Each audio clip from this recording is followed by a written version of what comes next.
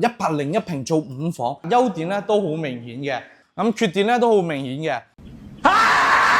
第四個住客睇得多啦，但係呢一個剛需有咁嘅一個大門，你想唔想睇呢？成個小區嘅園林咧都做得非常之靚噶，同時咧呢個咁樣嘅級別，我覺得好少有剛需盤可以做到咁樣吧。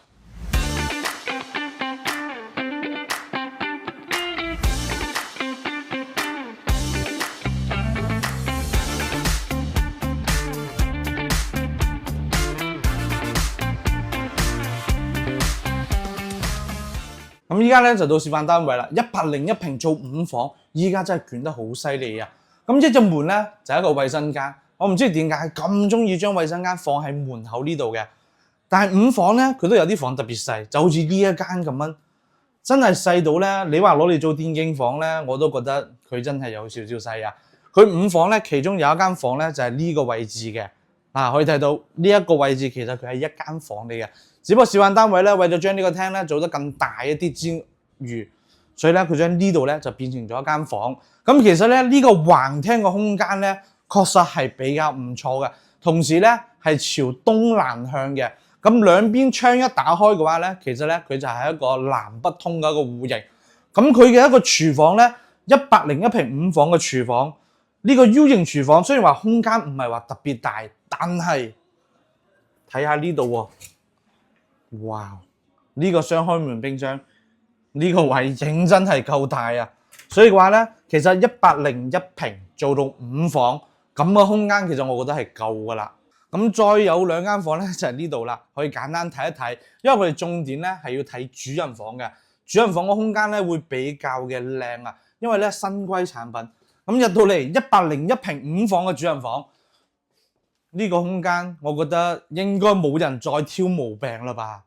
270度嘅一個大飄窗，同時咧佢做一點非常優秀嘅一個點，就係呢啲衣櫃咧係贈送嘅喎。有幾多發展商呢個主人房入邊佢嘅衣櫃係唔贈送㗎？同時咧廁所門咧唔沖床又唔沖門，咁其實我覺得佢呢一點嘅設計上面咧都係比較嘅唔錯嘅。咁同時可以睇到啊，我哋呢間房咧係朝南嘅，咁對住嘅咧就係我哋小區嘅園林。咁小區園林咧，我哋之前都有睇過嘅，其實咧都係做得比較唔錯噶啦。咁缺點咧都好明顯嘅。咁全屋咧係冇中央空調嘅，用晒呢個掛壁空調。同時咧，成個小區嘅一個密度咧都會比較高啊。可以睇到咧樓間距咧都會比較嘅近嘅。仲有就係周邊咧好多呢啲舊樓自建房啊。咁如果一旦日後要拆遷嘅話咧，咁佢嘅噪音同埋佢嘅灰塵咧，其實都係一個比較大嘅影響，同時咧會影響你嘅出行。兩梯6戶嘅設計咧，等電梯都會比較麻煩。咁缺點講完啦，優點咧都好明顯嘅。周邊咧有3個市場嘅，最近嘅咧只有300幾米。咁買餸生活咧都非常之方便嘅。咁直線1點幾公里咧，去到高新寶龍城，係成個金頂呢度咧吃喝玩樂最大嘅一個商圈嚟嘅。再有就係實用率比較高，101平可以做到5房。